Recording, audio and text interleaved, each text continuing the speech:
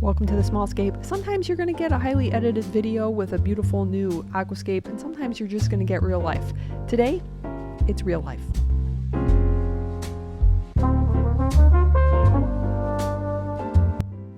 Welcome to the 22-gallon long. This is my centerpiece tank, and as you can see, let's start off with the good, the bad, and the ugly, including why I have this random Tupperware lid on the corner. That is where a lot of flow comes through, and the peacock gudgeons, for whatever reason, they just really enjoy surfing around in the flow, so I'm very scared of them jumping out. So that's why that random lid is on there. I've not figured out a more aesthetic solution, so right now that's why that random lid is there. So one of the problems, in addition to having that lid on there, is some of my occupants are either impossible to see or just really tricky to view. So this is actually where I have to go. I have to kind of cram myself in the corner of this tank. I love that rock. Isn't that cool? It's in the shape of a heart. Anyways, I'm sure I've shown it before, but there it is again. So anyways, I'm on the side, and that's actually where I have to view my cories. They hang out here. I have no idea why, but it is actually not the only little inhabitants that I have to view from here. My pleco, my long fin green dragon pleco, that you can just see him. You can see his tail, and that's where he is at all times. I've tried coming at night, during the day, in the afternoon, and that is where he is all the time. I look down, I can't see him. I look in the front, I figure, all right, I know about where he's at. I can probably see him somewhere in the front. No, I can't. I can only see him from, see, you can't see him at all. Really aggravating, because the long fin green dragon pleco is so beautiful. It's so cool. I was so excited when I got him, but yeah, no, I can't see him anywhere except along the side of the tank. Very aggravating. Maybe you have occupants like that as well. I know I have clown plecos in my 20-gallon in the fish room, also very elusive. But the other thing that is working very well is this red tiger lotus. You know, I'm always talking about it, but this is the growth lately, and it's gotten a lot of new leaves. You'll see there are some holes, so I have been kind of lazy the last couple months in adding fertilizer. I think I need to do that more. And then I also have to kind of place them, since they are getting very long. I need to place them probably like kind of behind that driftwood, but I just love the red. And you're gonna see I have added a plant in the back because I've had major plant issues with this tank. Some plants have just totally given up, and I pulled them out because all they were doing was attracting, you know, some moss and some algae and some detritus just floating around. But the boost, as you can see, even my tiny little boost is so happy in this tank. The lighting must be absolutely perfect for it, which I'm a happy camper about, because I just love all kinds of boosts these days. I have kind of storages of it in other tanks. My tanks have just become this summer plant holding tanks. I don't know if you're the same, but I recently just pulled all along the front here, kind of where I'm showing you, all the jungle val that had recently popped up. It kind of hit its stride, and it popped up throughout the center of the tank, so it's very jungly for my green neons. They just love hanging out there, and they look beautiful, of course, wherever they're at.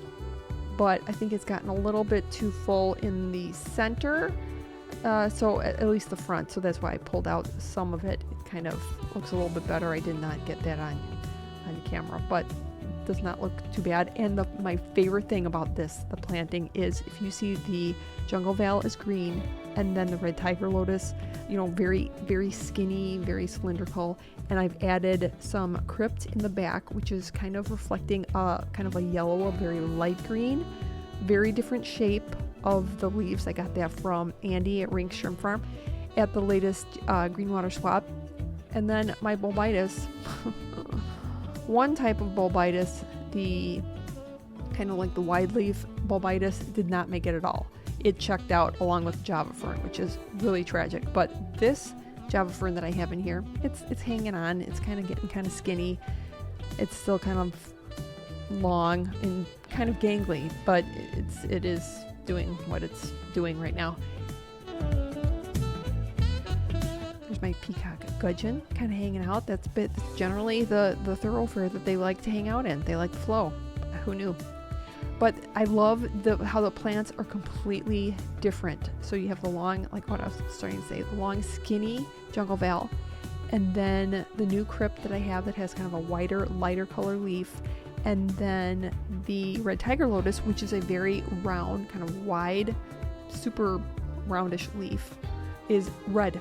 So you've got 3 very distinct colors of plants in here, which is super fun.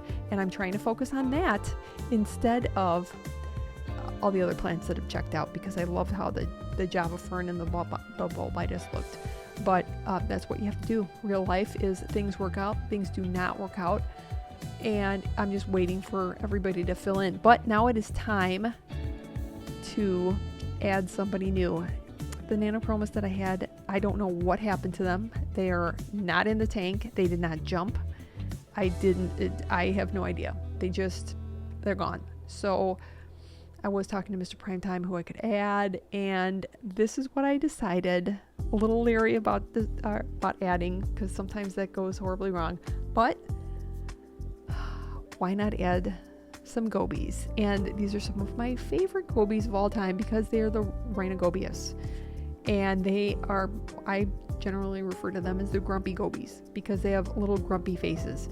And they are so cute. They're going to be perching on rocks and just kind of scurrying along the bottom. They're very goofy, very fun to watch. I've got 4 of them. They're almost in order of size too. Well done, guys. And they'll stay relatively small. They don't really move around a whole lot. They're, your basic goby.